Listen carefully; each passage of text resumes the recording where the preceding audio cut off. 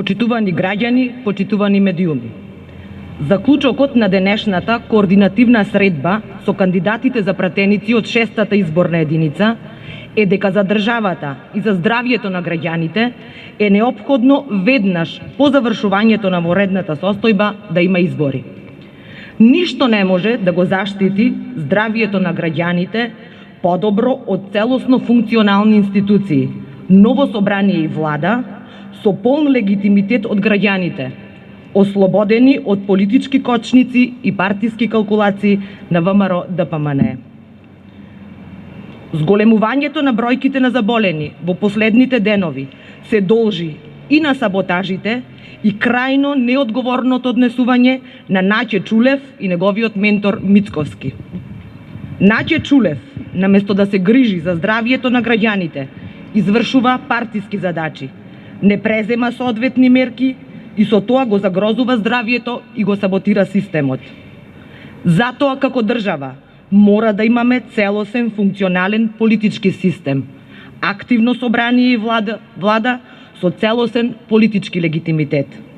Бројките велат 22 дена после завршувањето на воредната состојба е 5 јули и тогаш треба да се одржат изборите. Друг правен механизам нема.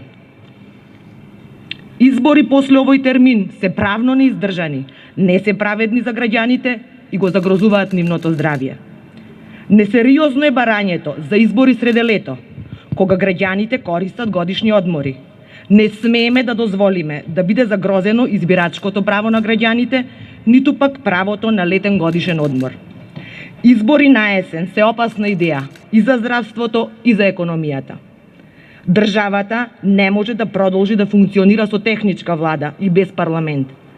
Овие две институции мора да се во полн технички и политички капацитет, за да се подготват за предизвиците што не очекуваат. Секој оној кој сака да ги одложи изборите, сака да ја продолжи кризата и не им посакува добро на граѓаните. Ние сме одговорна партија и нема да дозволиме да се загрози здравјето на луѓето или пак да влеземе во уставна криза. Мора да научиме да живееме со вирусот. Сите ние заеднички да се заштитиме со тоа што доследно ќе ги почитуваме мерките и препораките. Ви благодарам.